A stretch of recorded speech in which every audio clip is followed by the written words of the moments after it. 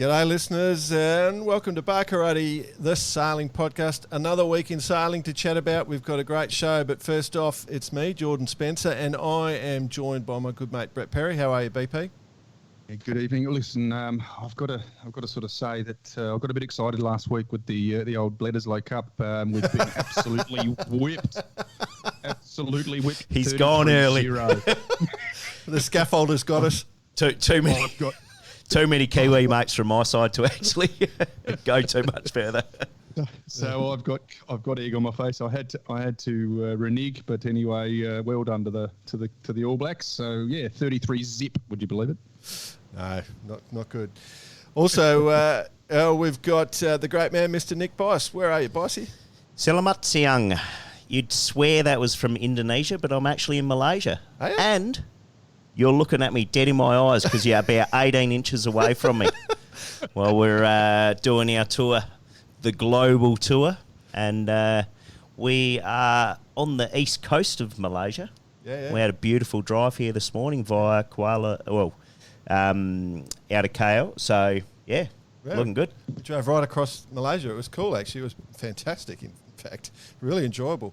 We're going to have a great special guest on the program in just 1 minute. We're going to introduce Mr. Kyle Langford, who is probably the busiest man in sailing. I think has been the best. Well, he's been known on this podcast previously as the busiest man in sailing, so we look forward to hearing what he has to say. Yeah, and as Bice said, we are in Malaysia, and I had visions of doing our broadcast outside, sitting on a tropical beach, drinking cocktails in hand, and instead we are in the dirtiest little business office space you've ever seen in your life. And I'm not sure if they even serve alcohol here, so we've come to the wrong place. We've had a disaster. We've had a lose. And just before we go into our interview, just point out that Friday, August 16th, gentlemen, was International Rum Day. Oh, there you go. There you go. And I had plenty of punch-ups that night. International Rum Day. I had planned to celebrate with a rum today, but it's not happening, so... Right. We're all good? We're all good. All right, let's get into it. Ladies and gentlemen, we are going to bring to the microphone a young bloke by the name of Kyle Langford. He is currently in Sweden. He's from Lake Macquarie in New South Wales, the home of so many sailing champions. You might know him from the America's Cup. You might know him from the Volvo. You might know him from the GP series. It's the GP series that's going on at the moment. So... he is a bit of an all-rounder. Bicey, you going to say something? So the pin-up boy of yachting, they call you, Kyle, I believe. And I dare say you probably fit in a lot more in Sweden than you do in Lake Macquarie. Tall, blonde hair, fair hair. You must be loving it up there during the summer. Yeah. No, well, thanks for having me, guys. Yeah, I mean, it's a little bit different to Lake Macquarie up in Stockholm, but it's, pretty similar temperature, the middle of summer versus the middle of winter. Yeah. But nice to be up here and have a few days off, actually. Yeah, cool. We really did discuss that on the way in the car. We see that Lake Macquarie is kind of a lot of short people who'd be good in the mines, and then you, like, what are you, 6'5", tall blonde thing? It's just crazy. Are you the Milkmans? Where did you come from? Yeah, well, I mean... No, all Australian, mate. Yeah. Born and bred. Good man. So let's just give you, for those who don't know you, Cole, a quick resume for you. So you're a world champion in the Hobie 16s in 2005, world champion in the RC 44s in 2010. You were the wing trimmer on Oracle in 2013 with that big comeback. So you've won the America's Cup. You were on Oracle in 2017. You were on the old Brunel in the last edition of the Volvo, fighting to the very death to win that. And then you're currently wing trimmer on Team Australia in the SailGP series. So you're just getting started. You've also done the Extreme Sailing series and you're on Comanche. Yeah. Shit, anything else, mate? Yeah. Bloody hell. How about leaving a ride for us? No, like to stay busy and like doing a variety of things. And I mean, it's always fun to go and do things that are just completely different. And I mean, especially after the America's Cup in 2017 where we lost, I was just, from that point I was like, all right, I need to go and do something completely different. Hadn't even considered the Volvo and then just kind of stumbled upon a ride for that. So I was pretty fortunate that worked out. And I mean, since then, I haven't really stopped. No, absolutely. And speaking of the Volvo, on Brunel with some absolute legends of the sport, Bauer and Pete Burling being the other one, who was, I guess, your nemesis leading, especially in the last America's Cup. But one little pointer with Bauer Becking, having worked for him about 20 years ago, every time I see him now, he still thinks he's my boss. So whenever you see him on the dock, I'm sure he'll start pushing you around as well. But that must have been a epic race coming into the literally the last few miles of the race to potentially win it and then just get it grabbed away from you. Probably bittersweet in the end, but a good effort all round. Yeah, I mean, I think the Volvo is unlike any other race I've ever done, and doing a race like that, I think win or lose, there's certainly a sense of accomplishment after you finish a leg, and so I mean, we came last into the leg into Auckland, and you know, of course, we were disappointed to come last, but it's also pretty cool to be like, hey, I've just sailed from Hong Kong to Auckland, and you know, we raced at 100% the whole way, and you know, you pushed yourself and your teammates, and it's a pretty cool feeling. So of course, we were pretty devastated to not get the win coming into The Hague, but you know, we're also pretty proud of what we achieved as a team. You know, being in last place halfway through the race, and then kind of bouncing back to win, you know, 3 of the last 4 legs. I think we're pretty proud of ourselves. Yeah, deservedly so as well. And just to point out, in the previous edition of the Volvo as well, the Team Brunel, they literally won the second half of the race, as they did in the last edition. So, not sure if that's a lesson learnt for that team, but no, you certainly fought your way very, very well there. So, well done. And that, like you say, a big accomplishment. Yeah, no, thanks. Kyle, so what we'll do is, the way we'd like to do it is we're going to get more and more in depth as we get further along in the interview. So we'll get into, you know, even the aspects of sailing in the SailGP boats in the America's Cup and all that. But first off, I guess I want to know how you got your start. Like, how did you make this break and become the busiest man in sailing? I mean, a lot of luck, for sure. I mean, a lot of things have fallen my way, and probably the biggest break I got was sailing with Oracle in the America's Cup, and that kind of really came out of nowhere. I've been doing the mat racing circuit with a bunch of Australian guys, Torvar Mirsky driving, and we've been doing reasonably well. We got up to the number 2 ranking in the world, and at that time, Jimmy Spithill noticed, you know, had been following the results and following us, and he sent our team an email saying, hey guys, you know, I've noticed you guys are doing well on the circuit. I actually need an amateur for an RC44 event. And at that time, I was the only one on our team of 5 that was available to go and do this event. And so I went and did the RC44 with Oracle, and that somehow turned into a cup job, and that was it. I was on. Yeah.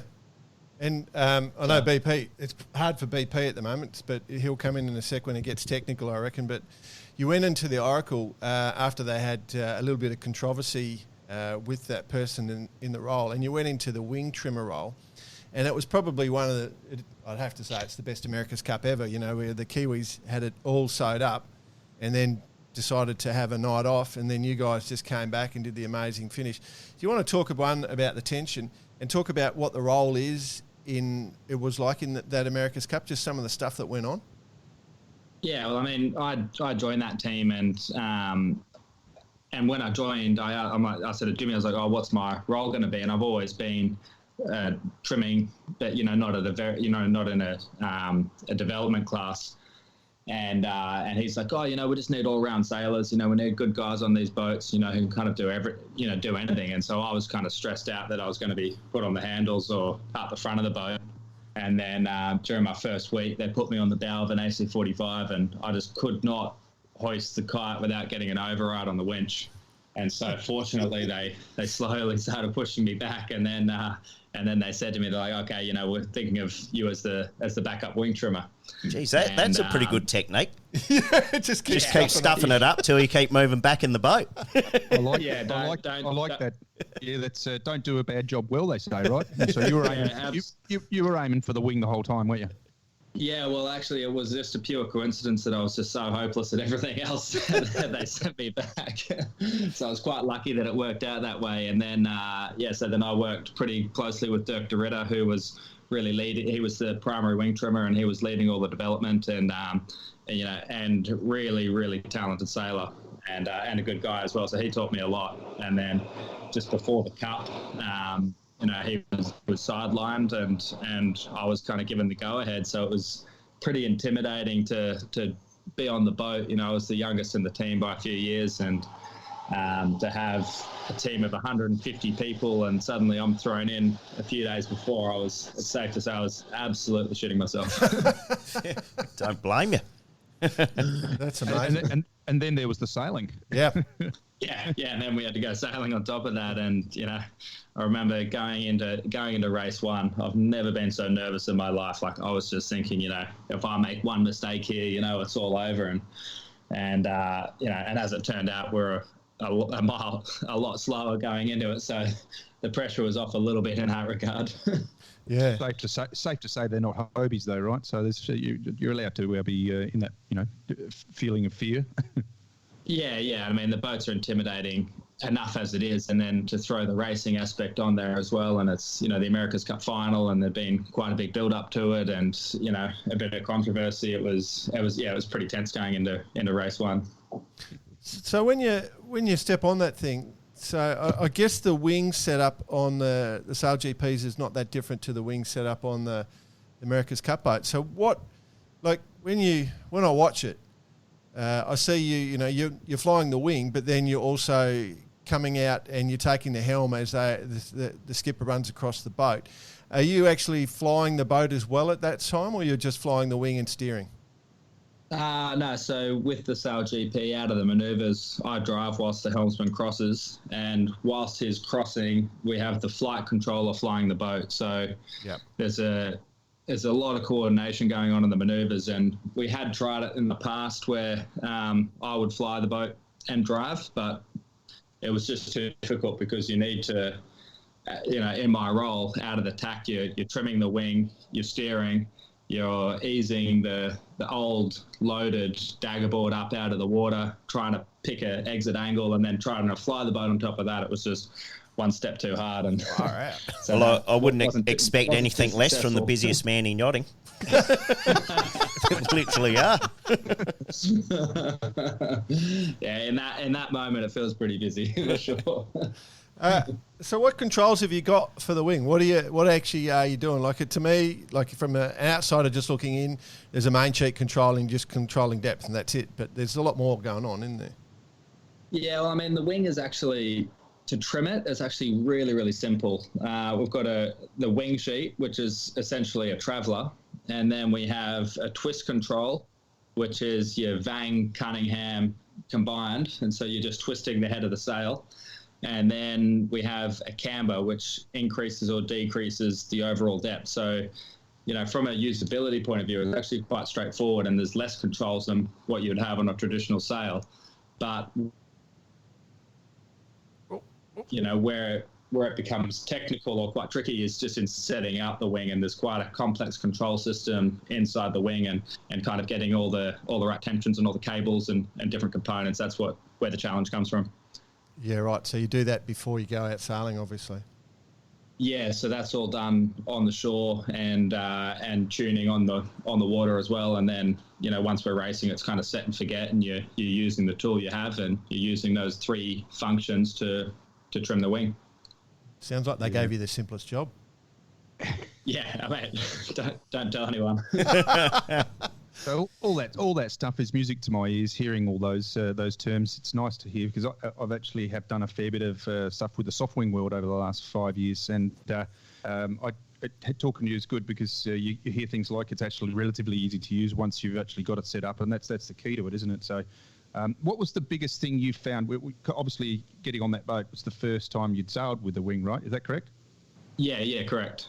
So what was what was the first thing that stood out when you got sailing for the first time, and in terms of what it felt like? Well, one of the first things is it's just different to look at. I mean, it's just hard to, you're just looking at this thing and you're like, how is this working? Because it looks so deep because you've got quite a big angle difference between the two elements of the wing, and you're like, it doesn't look like a traditional sail. So just kind of getting your head around that visually it looks different and that it operates differently. The way you depower and power up are completely different to a soft sail, but in theory it's all exactly the same. So it's just visually it's different, but theoretically it's absolutely identical. Yeah, correct. And one of the things you mentioned there that you don't have you're using your traveller a lot. So you basically, what we've found is we use the term angle of attack is critical. So whereas you're not worried so much about the flow of your leach area, you're finding that it's just like an angle of attack, and that's really that's the beauty of it, isn't it?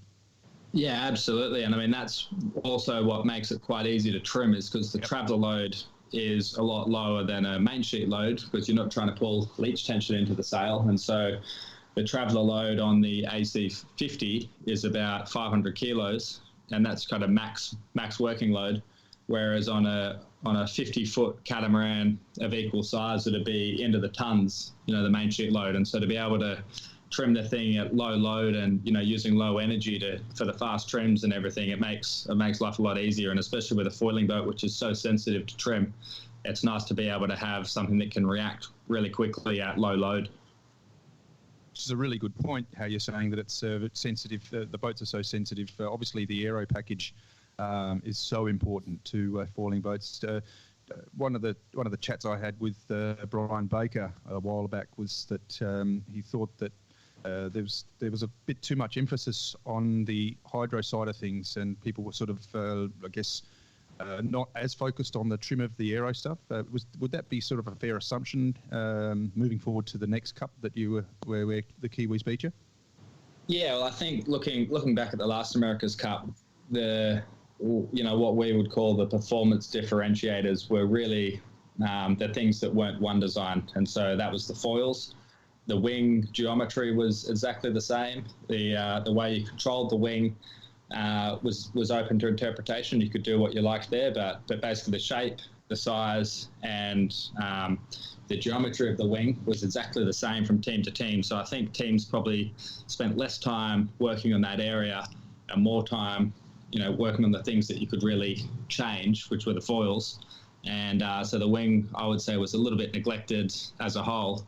But I think going forward to this next America's Cup, it's that's one of the big areas as well, because now you can play with what you like with the wing or the soft sail. So I think that's going to be an interesting area to see what goes on with the wing on the new Cup boats and as well as the foils. Yeah. Look, it's exciting. It's an exciting move forward. I mean, we all love the hard wings.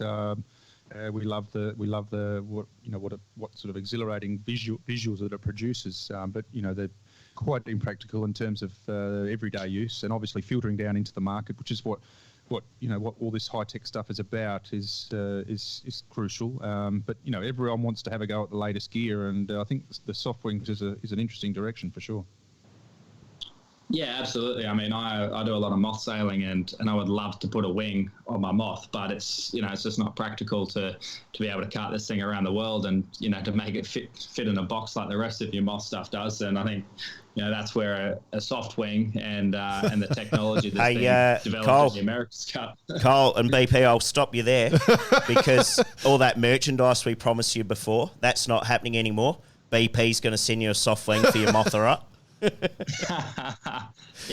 mate. Kyle, I was actually at Wallara Sailing Club today doing my soft wing on the moth.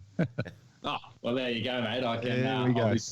I'll be sending my boat down to Wallara in a few weeks. I'll meet you there. So, Kyle, just changing tack slightly. Hang on. Let's just make it easy for BP, because we're going to do a whole segment on soft wings, I think. BP has got a huge amount of knowledge on this. So, Kyle, he's sending his boat to Wallara. BP will definitely meet up with him and have a chat, won't you, BP? That's for sure. Let's do it this way. Why don't we do? It's retrofittable, so it basically doesn't need anything changed on your boat. So we'll whack it on your boat. You can go for a sail with it. There you go. Job done. Tick. Yes, perfect, mate. Lock it in. Beautiful. All right, everyone's happy. BP, Yep, we're going to do a full segment on the soft wing structure, so we won't get hung up on that. Bicey, hit us. One about the wing. Last one. How popular were you when you broke the wing last week at the SailGP with the shore crew? Yeah, well, I mean, the worst thing about that is we pretty much totaled the wing, but we did it in the lamest manoeuvre. We've just done almost 52 knots and we've been ripping around, and we had this call on board, whenever we see a puff where it looks like we might be able to crack 50. And we've been doing this for a while now because we wanted to hit 50 knots for, a few months now. And so we see this puff and we're like, we make the call and get ripping, and we managed to, hit almost 52 knots, and then everybody's basically shitting themselves, and then we turned to go in. One of the guys jumped off the boat. We're like, let's just do a crew swap and let's just nurse the boat back to the harbour. Let's just take it easy. And then we went for a low speed jibe, and basically, yeah, I mean, a low speed jibe on a mainsail and a wing are exactly the same, high risk, and so we basically just folded the leech around the shroud. And the shore guys weren't happy. we were pretty lucky that the next few days on the water was blown out, and so we had full resources getting the wing fixed and putting the pieces back together. So on the 50 knots, Kyle, you've been shooting around at 45 plus. Is it just that extra step then? Like you can actually feel that on board that you've hit the 50? Oh, yeah. I mean, 49, 50, not much of a difference, but the boat is just screaming. Like everything is shaking, and the noise coming out of the foils is ridiculous because the rudder foil and the main foil are completely cavitating. Cavitating, for sure. Yeah, and so it sounds like tearing paper. If you were to rip a piece of paper in half, it kind of sounds like that, just like really high pitched but consistent paper tearing sound. That's quite odd. And so you're just thinking, the strains going into stuff, and that's just about to explode. So it's reasonably nerve wracking. So we're gonna talk a little bit about the carnage. Obviously, sorry, Jordan, but you can take that on in a second. What I want to do is, a couple of weeks ago, I put that footage of that near wipe out up on our site and got massive viewing of it. And you actually said a few things about that. Hang on. So said a few things about that, and what I want to sort of run through with our listeners is, do you remember the footage you're talking about here? Yeah, in San Francisco. Yeah, I just want to know, at what point did you actually sort of, say to yourself, oh, we're in trouble here? I mean, the rudder cavitated, you could see it pop out of the water and just flex like there's no tomorrow. Yeah. I mean, you get a pretty good sense on board because when the boat feels safe. When the boat's deep in the water, it's typically slow, but you know that it's safe. But when you're crossing the trampoline and the boat's on edge and you can feel how close it is to the surface and you're flying high out of the water, you're like, oh shit, this has got high potential to go bad. And so, yeah, in that one in San Francisco, it didn't feel comfortable going into the maneuver, and we were just kind of pushing it a little bit too far on the ride height, and sure enough, it went bad for us. And we were lucky to not capsize them, but yeah, you get a good sense of how high you are into the water as the potential risk that's, that it's about to explode. Wow, unbelievable. So you hit the 50 knot club, which, as you said, was the target, but so did the Poms and the Japanese. So did you get together and have a bit of a chat about all that?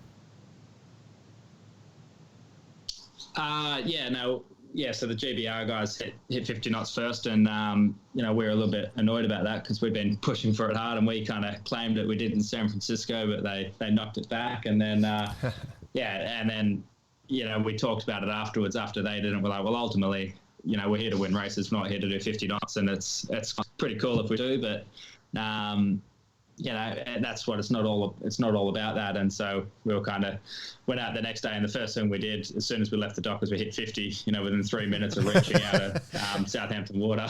And we're like, all right, boys, job done. That one's ticked off. Now let's just focus on the racing and the training. Cool. But we're going to talk about the racing in a sec, but I just want to point out that last week we had Paul Larson on the show, and He's done 65 knots. So. Yeah, get your act together, mate. Come on. Yeah, I mean, he can have that. I've got no intention of wanting to go that fast on water. And by the sounds of it, he was absolutely shitting himself as well. I mean, I could imagine. I mean, 15 knots on what we did, it's unthinkable. And yeah, I mean, it's pretty impressive. I never wanted to go that fast on water, though. He can have that. Hey, well, let's get into the actual racing, SailGP, because I think that's what motivated us to give you a quick call and say, come on board, because it was, in Cows, it was, as we know, it was blown out. We had plenty of wind, and then we got that day, the last day, where we got 3 races in, and you guys it was just all class, just smoked the field. You looked so comfortable, but there was a few sphincter tightening moments, I reckon. Just, you want to run us through any of those incidents at all? Just talk about it. Yeah, mate. It was the whole day. Right, so the whole day we're just shitting ourselves. Really? Yeah, I mean, probably the worst moment was we got out there and we had an issue with our comms, and because we're going so quickly, we're so reliant on the comm system working on board, and so everybody's got an earpiece and everyone's got a microphone, and that's the way we communicate. And when that goes down, it's like driving down the freeway with your head out of the window. You can't hear anything with the wind noise over your face and over your ears. And so we're so reliant on the comms, and unfortunately that stopped working. And so we had the guys from the SailGP tech team on board trying to fix our comm system, and for whatever reason they couldn't diagnose what the issue was. And then just before the first race started, they're like, okay, we've got it, turned it on, and we were good. So there was no issues on that front, but what it did do is it kind of ate into our warm-up time. And so the first time that we did a bear away and the first tack and drive we did, we're actually in the race. And probably the scariest moment on these boats is when you drop the dagger board going into a jibe, because to get, when you drop the board into the water, it has to be neutrally loaded. So if it's sucking down into the water, it's going to suck the hull down with it. And if it's lifting, it'll push the hull up and you'll crash. So you need to have the exact neutral angle of attack of the new board as it goes in the water. And so we'll have to do a few practice runs to get that right. But then, in that first race, after doing 45 knots in a bear away and then firing the board into the water, we're just praying that the angle of attack was right. And fortunately it was, and we're all good. But it's a pretty scary moment, not knowing how the boat's going to react when you shoot the board into the water. Wow. Well, and we all saw that bear away too in the first race when the Yanks tipped it in also. Yeah. Whew, that must have been scary. Oh, actually, because when I look at that, right, so you're bearing away, this is my not having sailed one of these things, the guy flying the boat, he must just be like so nervous going into those bearaways, because it's all about onto him, I'm guessing, because he's got to get that lift angle right, and there's so much change in acceleration in the boat there that the lift of the foils must change significantly, and so he must. It's really hard to not nosedive it or launch it up in the sky. Really, am I right on that, or is that?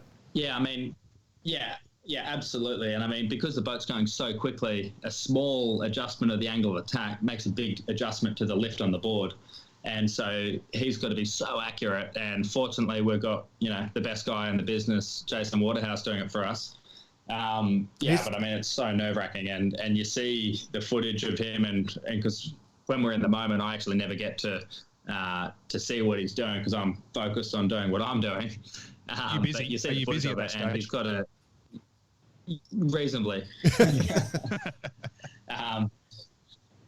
And you see how much he has to move the thing to keep the boat, in the water, or out of the water, but not too far out of the water. It's pretty intense. And then on top of that, for the wing trimmer in my role, the focus is keeping the windward rudder in the water. And the windward rudder creates about 1.5 ton of downforce. So it's a huge riding moment gain. And if you pop that windward rudder out of the water midway through a bear away by getting too much heel, then suddenly you lose 1.5 ton of downforce, which is essentially like losing 15 100 kilo guys off the rail. And so if that happens, then you're more than likely to stuff the bow and capsize, which is exactly what happened to the Americans in that bear away. Yeah. It was fantastic to watch. Like all that, just the actual detail of that, to understand that, because, like when you coach people to sail, like the barrelways and going down, when you still talk about exactly that, you've got to get your placement right, but yours is so much more critical because everything will just let go. Go on, Bice. And that's what makes foiling so much fun, is you're just throwing another dimension in there. As a fellow wing trimmer, did you take the piss out of TJ for tipping the boat in on the first regatta in? Yeah. It wasn't well received.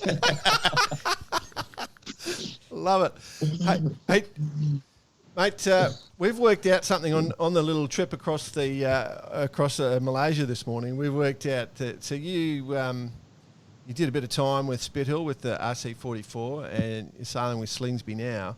So I don't know if you've been listening to our show from early on, but we have this belief that you can actually crowd fund an entry into the next edition of the Ocean Race.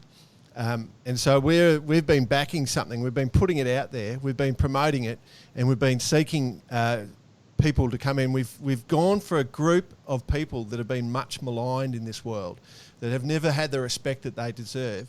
And we've actually been pushing for the Ginga Challenge, right? So you've sailed with the Gingers. You've sailed with probably a couple of the two most famous Gingers. Obviously, they're going to come on to the Ginga Challenge once it's up and running. Now, one question. Being a fair-headed lad, obviously that's quite close to the rest of the Gingas around. So, downstairs, mate, you're going to join the Ginga Challenge? I think what is it? What they say? Better dead than red. Well, got someone on my side. or as Slinger says, better red than dead. But I'm not sure.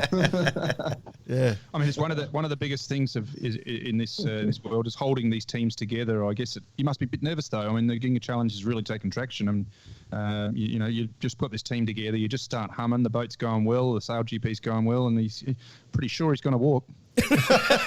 Yeah, well, I mean. They can have it. Good luck to them. The Ginga Challenge, stand by. Yeah, stand by.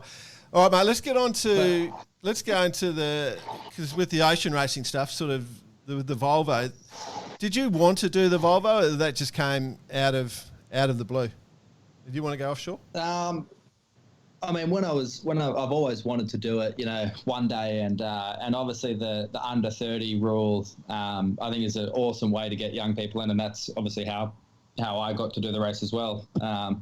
But I think having a pathway for young people to get into the race is really cool. And so in Bermuda during the Cup, during the America's Cup campaign, I always wanted to do the race, but never had any offshore experience at all. And obviously I was timing out of being under 30. So I was thinking, if I don't do this next race, realistically, it's going to be quite tricky for me to do it. And as soon as we lost the Cup, I was talking to Dirk de Ritter, who actually said that Bauer was putting a team together. And he's like, yeah, send him an email. He needs some under 30s. And, it's a bit of a last minute thing. So you could be on. And it was like, you know what, that's a pretty good opportunity. And so I emailed Bauer, and he kind of took me on from there. I hadn't planned to do it as quickly, as I did, but I'd always wanted to do it one day, but just the opportunity to get it, to get in there, happened a little sooner than I thought, and I was pretty lucky that it worked out. So you mentioned earlier when you got onto the 72 back in the day that you you found yourself doing jobs you weren't used to, and you found yourself getting overrides, and you found yourself working your way back to other positions. You didn't quite know where you're going to end up. You ended up on the wing, obviously, which was deployed from the beginning by the sounds of it. What exactly, when you got on the Volvo, what jobs did you do really bad to get to where you wanted to be? Everything. Packing food, everything, safety gear, everything. Just to get hold of the wood, eh? Yeah, well, I've actually felt okay sailing the boat. Mechanically around the boat, I felt fine. I'd learnt enough doing other sailing, and because when I signed up with Oracle, I was very inexperienced, and so I'd learned a thing or two since then, fortunately. But the one thing that I'll never forget is the first offshore we did, which was also my, first night on a boat. And we delivered the boat from Lisbon up to Portsmouth for the start of the Fastnet. And it was a 3-day delivery. And I remember arriving into Portsmouth, and I was just like, this is fucking horrible. How do people do this? I was like, shit, what have I just signed myself up for? And that was a delivery in no more than 20 knots of wind, and I was just shocked at how difficult it was. It's a big difference, isn't it, going offshore and keeping your mental state at a level in which you can perform for that duration. I mean, obviously a lot of people choose one way or the other, ocean racing or regatta racing, and and especially at the Volvo Ocean level, it's a tough breed, isn't it? Yeah, I mean, there's nothing harder, and I think that having those boats to go offshore in, it's actually pretty nice, because everything is just perfectly catered for being offshore and being away for 3 weeks at a time, and everything is so structured to make life comfortable offshore. Ultimately, it's not comfortable. It's about as hard as it gets. I'm sure Capey would have taken you under his wing, though, and didn't take the piss out of you at all. No, well, actually, the worst people taking the piss out of me were Pete and Carlo, who were both with Team New Zealand, and they were just ripping on me about the cup. And to the point where there was a call from somebody on board that maybe we shouldn't talk about the cup anymore. So those boys were into me. Well, it is a known fact. I mean, I spent a bit of time over in Auckland at the start of the year, and I reckon not a day went by where they didn't mention the underarm bowl back in the 70s. So, they do hold on to things, the Kiwis. Yeah, I mean, I just got a few messages this morning about the Bledisloe, because I was kind of giving the guys a bit of shit after last week, after we won the first game, and then the phone's been blowing up this morning about the rugby. Oh dear. I was actually gonna ask if you did cop a bit of grief once you stepped on board, with Burling and so forth on the Volvo, but you've answered that, so that's good. What about the old Comanche, mate? You jumped on board there. She's a glamour, eh?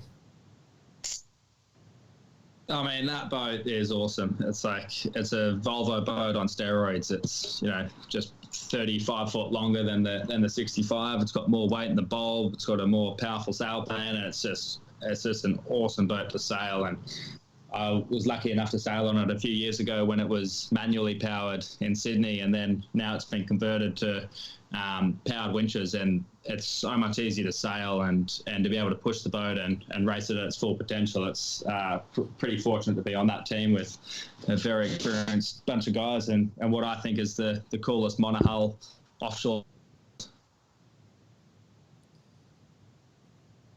Yep.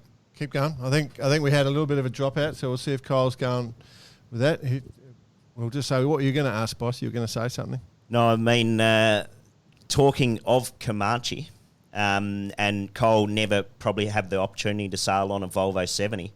But imagine where you had the calibre of like the VDAs, the VPLP, all those guys involved in developing the Volvo 7 boats for Volvo 70 rule. It would have been something unreal, something really cool to see. And those Volvo 70s, when you sort of just keep the vibe, the show, the roll, the Volvo 70s were fantastic boats to sail, weren't they, Bicey? Yeah, definitely. Did we get Kyle back there? All right, well. Yeah, you guys got me? Oh, yeah, we just lost you. That was... Sorry, mate, we've covered off. No one noticed. No, we just kept rolling along. It's sort of like you mentioned earlier about the comms on the boat. It's very similar to Barkarati, I've got to say. When the comms go down, it just throws us into disarray. No, we're too professional, BP. Radio silence. So, yeah, you were just saying... What do we do now? Geez, the old Comanche, she's a lot easier to sail. Are you going to be back on that program a bit, or it's just whenever you can fit it in? Yeah, the Comanche's kind of rolling again around for the Hobart, so there's a bit of a lead up, a bit of a small lead up going into Christmas, and we just did the Transpac on it, and so that was that's got to be the coolest offshore race in the world. I don't know if you guys have done it.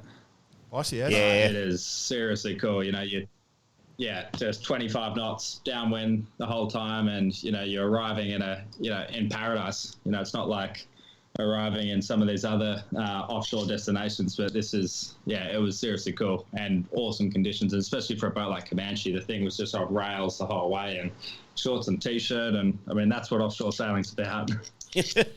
Well, in that part of the world, for sure. Did you get some time for a few Mai Tais when you arrived?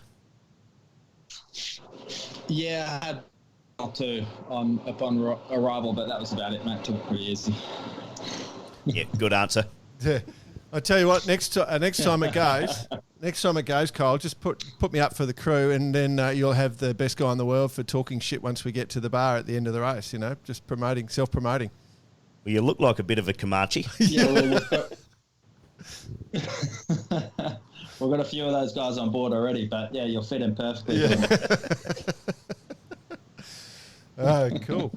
BP, you got anything more you want to ask the great man?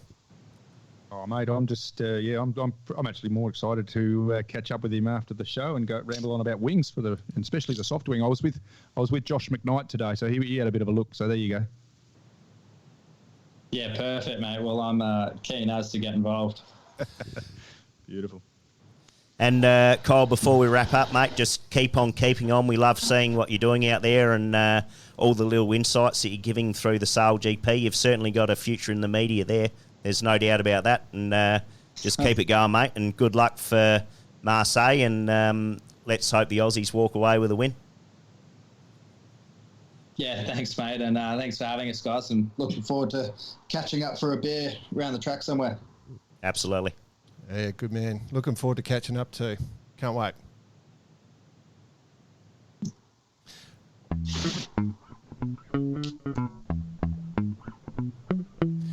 Gentlemen, that was a ton of fun. I'm so glad to Kyle to come on board, mate. We were super happy. So if you listen back, it was a ton of fun. Very grateful to have you, mate.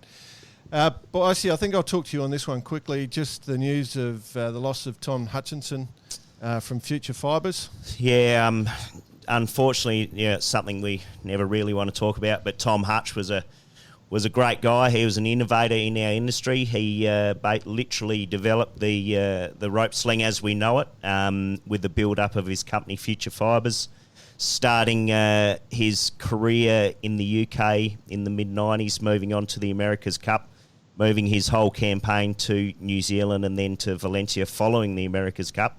And we've seen Future Fibres go from strength to strength, and that was under his leadership. And a top bloke and someone that the whole industry is going to sorely miss. And our condolences go out to his family and all his work colleagues and everyone that he touched along the way. Yeah. Here. Yep. Crazy.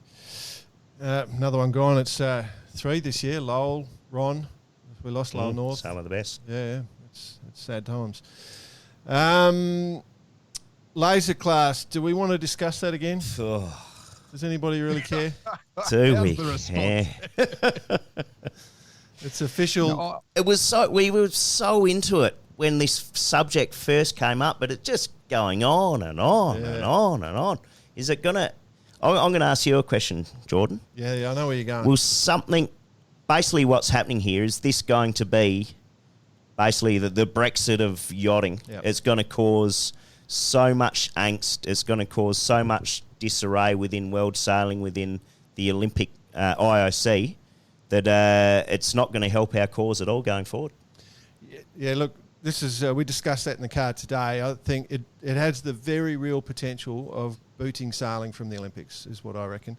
So just to give you some detail now, the official number came out. It's been vote was 79% in favour, 21% against for the laser class rule to be modified to remove any reference to the trademark holder, and that will allow laser to license new builders into the class. Okay, so that's the big thing. The problem is for laser is Laser Performance Europe owns about 80% of the class in terms of the build, and they are going to be, I would suspect, this is just assumption from us, quite militant. There'll be a lot of legal action. I think the International Laser Class probably has got $0 to defend any legal action. I'd say World Sailing's got about $0 left to help involved as well. So it could go on and on and on, and it could be an absolute mess. Maybe they get a Nigel Farage in there. So just an interesting fact, in terms of boat builds for the Olympic classes, just so the number of plaques that World Sailing have issued. So the 470 has the highest number of plaques outside the lays with 123. This is in 2018. 49ers had 115 new boats. The Finns had 97. The Narcris 17s had 59, right? The lasers were forecast to have 2,000, but there's 1,200 plaques been issued last year for the lasers. So it's definitely had an impact. And also from an economic perspective, if you're a potential new builder, there's not enough boats. And spreading the love over 1,200 boats. Exactly. Yeah. You got it. You're not making a great deal of money out of a laser hull, I wouldn't think. No. And there's all sorts of controversy going on with the youth stuff over in Canada they just had. So I won't touch on that for the moment. But I guess the reason we're discussing it is that we think it could actually significantly impact sailing at the Olympics. Yeah, well, let's hope not. Yeah. Bicey, you've got a travel story involving beer, machine guns and police. I must admit I'm a little bit weary. I'm not entirely sure what day it is, or I am sure of where I am. But put it this way, I was in Mexico last week, as introduced during the last edition, and just meeting with some potential business partners for a little project, www.usafe-global.com. Anyway, we put it this way, we bonded. Was that paid for? Could that be our first paid thing? Well, put it this way, he's paying for everything at the moment. So, but put it this way, I bonded with our new Mexican distributor, and we bonded over. We were waiting for a bit of equipment to clear customs, which was meant to happen at 11 a.m. in the morning. By 1 p.m. it hadn't happened. By 2 p.m. it hadn't happened. So we thought we'd go and get a bit of lunch. And being about 120% humidity in Mexico, you tend to work up a little bit of a thirst.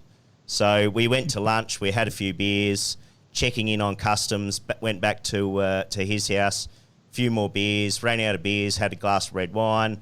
Then finally, by 7 p.m. that night, customs ring up and say, yep, everything's clear. We go and pick up the goods. Then we needed to do just a bit of test work with the equipment. And I thought, it's almost time to celebrate.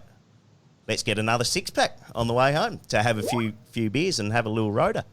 And so we have a few more beers, and then it's time for me to go home and get dropped off at my hotel.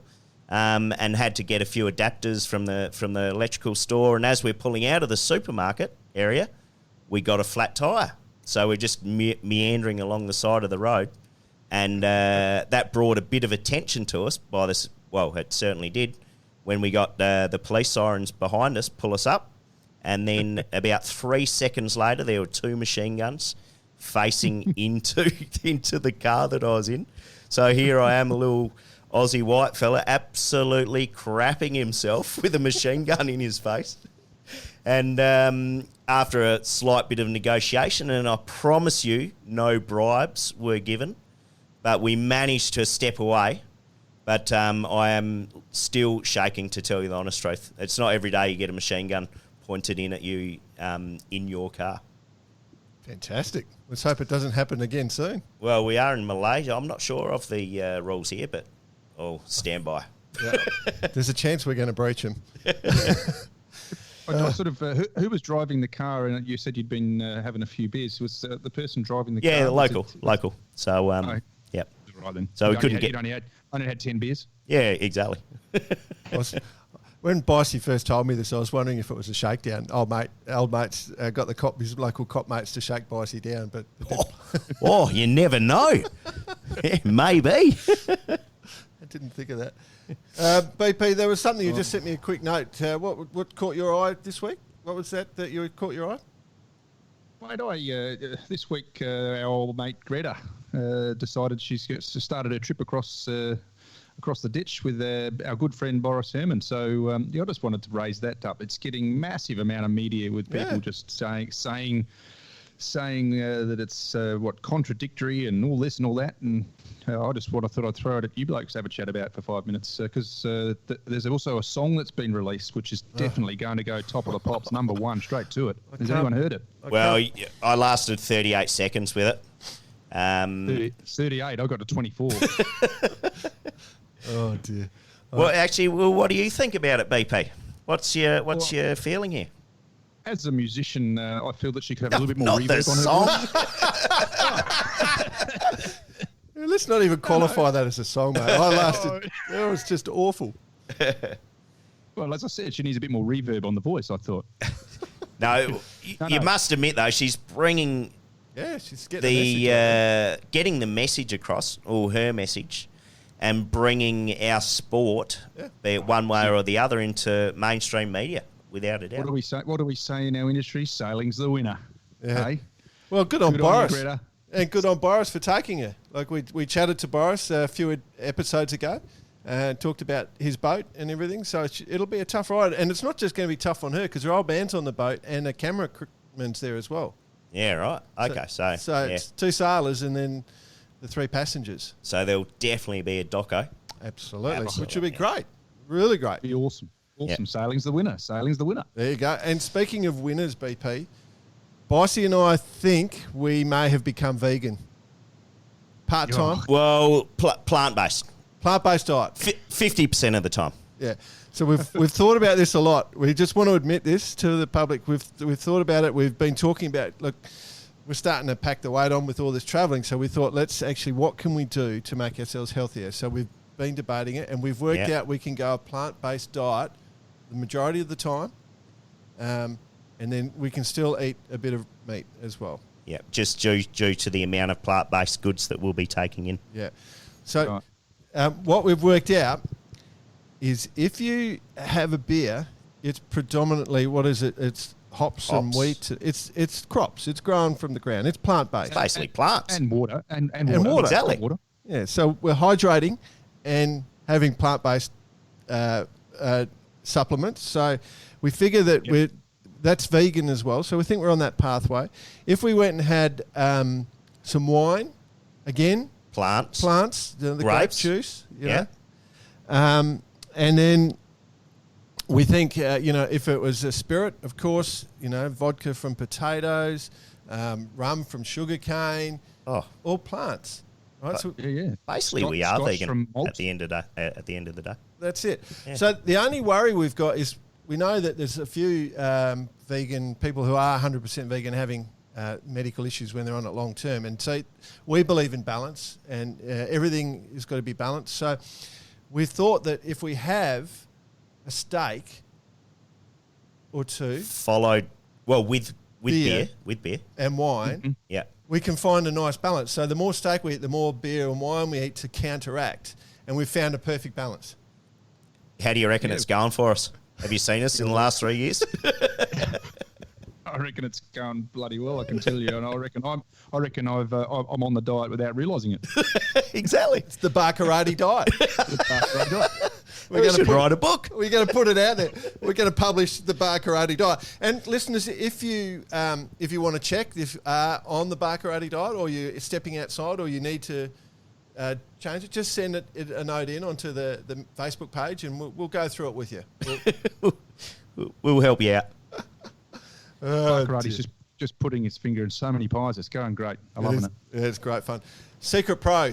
I know we've had some Secret Pro news. We probably can't mention it. I'm going to say, though, the Secret Pros, it's brought in a lot of comments. Mm-hmm. But we're going to take a conscious decision. Bar karate is purely positive. It's easy to rag out on a few things and a few regattas or people or things, but we're not going to do that. We're going to remain purely positive going forward. So that is our new prerequisite for the Secret Pro for whomever does send in any little links or little ideas. So So basically, we've got no news anyway. Well, we do. We've got some pretty heavy news, but we're not going to mention it. No, of course not. Yeah, no. We're just going to let that play out, and we'll talk about it if it does play out in public, and we'll let you know after it goes public, so we don't put anyone in the drink. Right.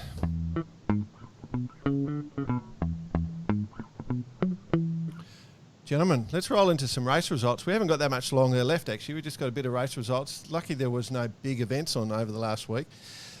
First one, a bit of a personal one for a bunch of us. The Youth Match Racing World Championships have just been completed in Russia. Can we say congratulations to Tom Grimes, James Hodgson, Jess Grimes and Harry Hall, who are the new world champions? Stand up, Australia. Yay. Stand up, Australia. Well done. I5 team. Awesome work.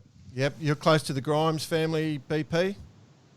Yeah, done a lot of sailing with Richard. Now Richard it's Grimes. making sense. Yeah. Grimesy. Yeah. Holy Grimesy. crap. One of the funniest men in yachting.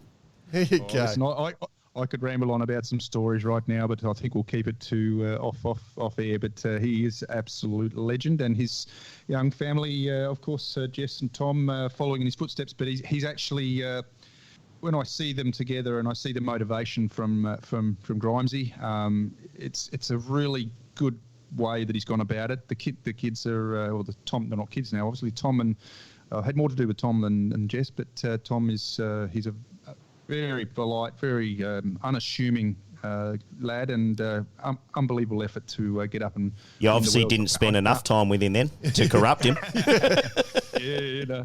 No, I can't wait to catch up with him, to be honest.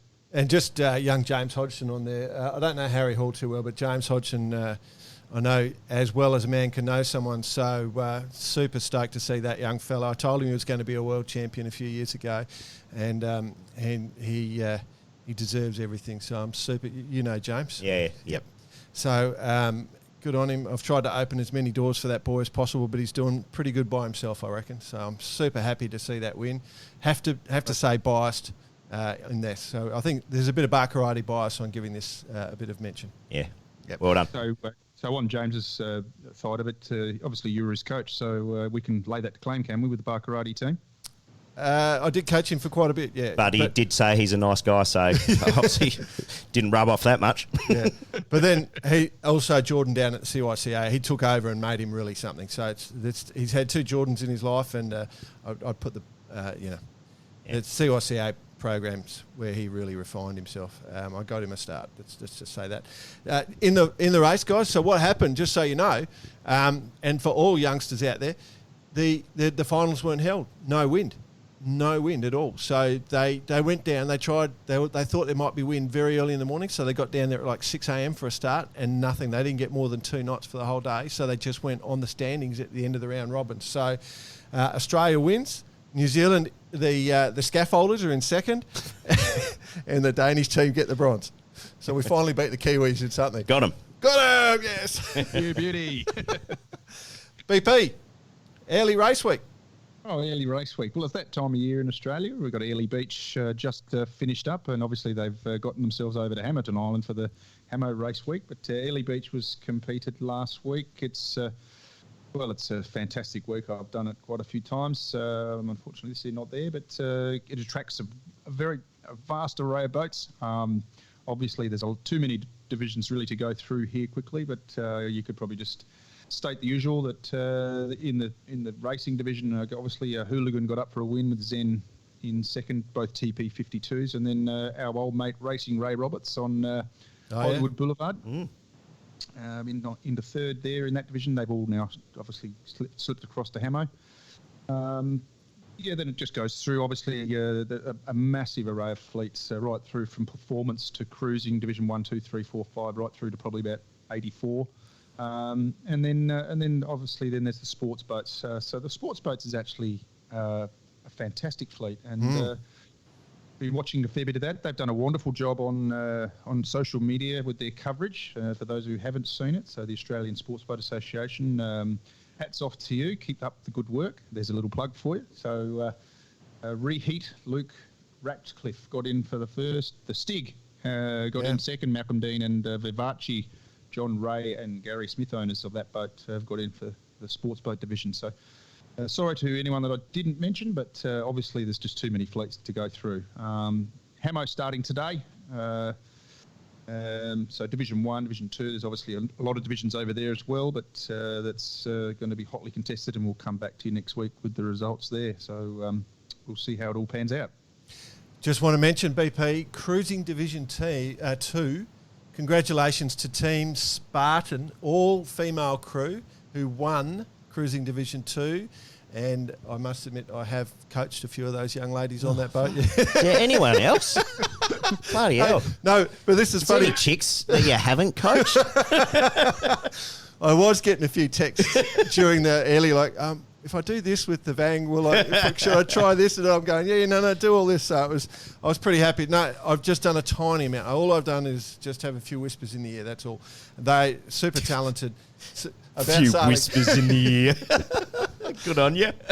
Yeah, I know. I'm trying not to. Anyway, super happy for them. That's what I wanted to say without trying to sound like I was bragging, but I failed. So, what else? We've got cows. Bicey, you rolled into cows. Well, speaking about the amount of classes, BP, but before getting into that, probably one of the most challenging on record in terms of weather, but it was one of the most successful in history with the event with, I wouldn't even want to guess the amount of people that are involved in it.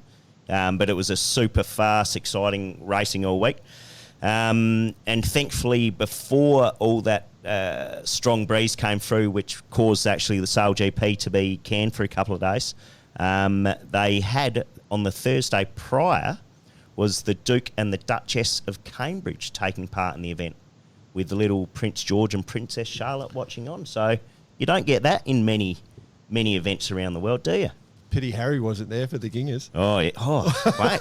Could have got him on. Yeah. But so he was busy. He was busy preparing for the challenge. Exactly. Good point. So, all in all, this must have been the most boring presentation or prize giving. 53 series over all the different fleets. Jeez, there's some boats. 53. That's insane. Yeah. Bloody. So pull yourself up on your favourite couch, put your feet up, and I'm just going to run through the top 5 in each division. Yes or no? No. I was just going to say, you have Cows Week, and then you have, what are you on next week? Oh, we're going to Presentation Week. Yeah. But one of the features of Cows Week, they have all these different days. So they have Family Day, Sustainability Day, Ladies Day, Youth Day, Charity Day. Mate, next thing you know, they're going to have a bloody Ginga Day, I reckon. Yeah. If this campaign keeps going. Even better, Baccarati Day. It might cost us a little bit more than a hat. A T-shirt as well. Yeah. So, I'm not going to give you the rundown on who won anything, but you can find it on lendycowsweek.com. There you go. Good work. BP, the ORC European Championship, so the IRC, but in Europe it's ORC, yeah? Kind of? Different rules slightly? Well, they race IRC and ORC, but ORC is very popular in Europe. It's actually an extension of the old IMS rule. I won't go into too much detail with you, but it's very hotly contested class, and so it was on this week in Sweden. So it has obviously attracted a lot of the Northmen, if you like. So 3 divisions: Class A, B, and C. I've just got the names of the boats here, but obviously there's, again, a lot of people to mention. But in general, the Class A was taken out by Tarok, by Eric Berth, then Swan 45, then so there's Swan 45s, TP 52, Soto 40 in for 3rd, so to give you an idea there, and then going through to Division B, X41. So it's a hotly contested fleet, and one that I've actually got my eye on because obviously the F43.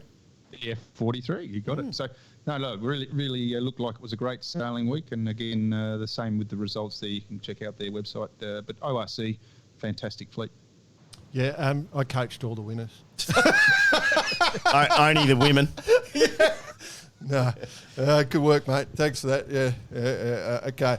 Righto, around the grounds, boys. Just coming up this week, the Fireball World Championships are on in Montreal in Canada. Good luck to anybody competing in those. Here's a funny one. The old, the Foil World Championships.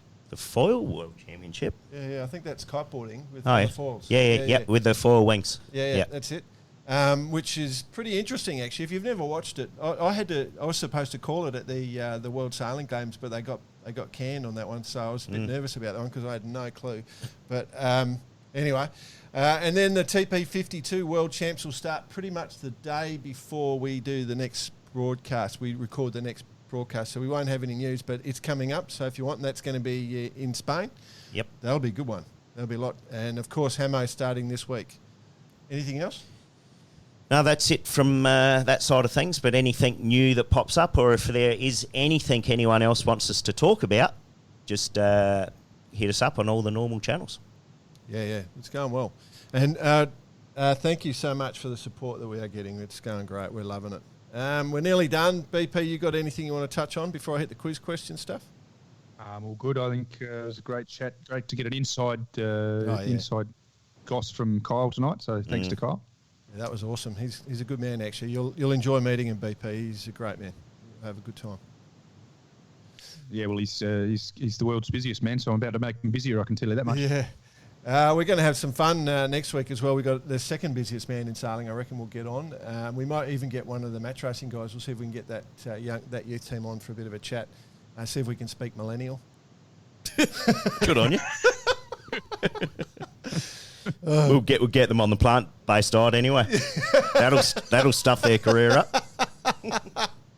Oh, that's funny. I don't think you need to worry about Grimesy too much. He's been trained in all aspects of yachting. Yeah, good work. All right, guys. So we asked the quiz question last week. What is the biggest cheating scandal from the 2000 Paralympic Games? Simon Raphael got this straight away. He was onto it. Do you guys have any clue? No, but well, I said it was Lance Armstrong. Oh. And then we had a little thing with the Paralympic Games, but hey, he did it with one ball, so he almost qualifies. Yeah, he went to the Able Olympics with one ball. With only one ball. He should have been he's in the wrong games. Yeah. The A-ball Olympics. The A-ball Olympics. You're a cracker. Yeah. All right, so the answer to this was the Spanish basketball team in the intellectually handicapped division. So they have an they did for a while, and they dropped it after this. So the Spanish team, they had 12 players, only 2 of which were intellectually handicapped. The rest were non-disabled at all, and they smashed every other team, and they got caught out pretty quickly. Do you know how they got caught out? Do you want to know this one? Tell. They had an undercover reporter in the team, a guy who actually worded onto it.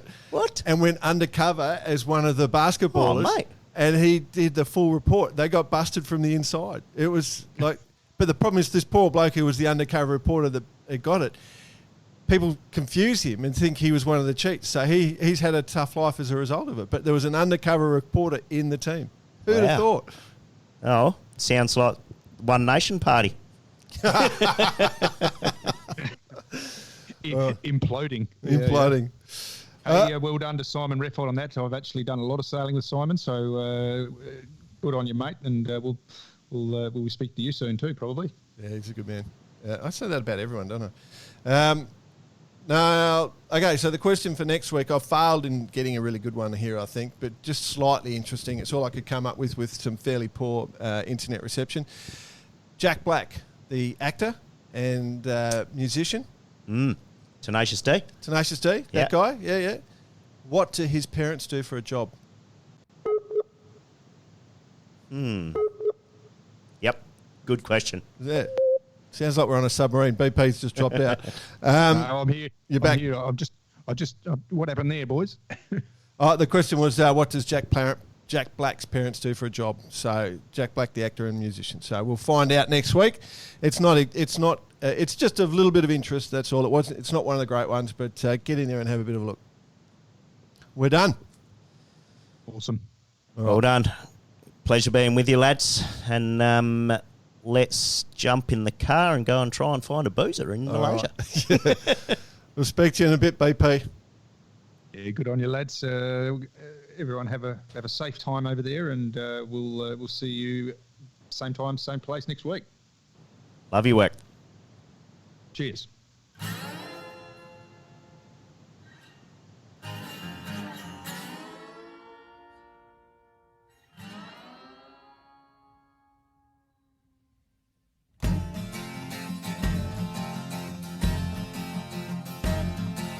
Running at night jet through the sea.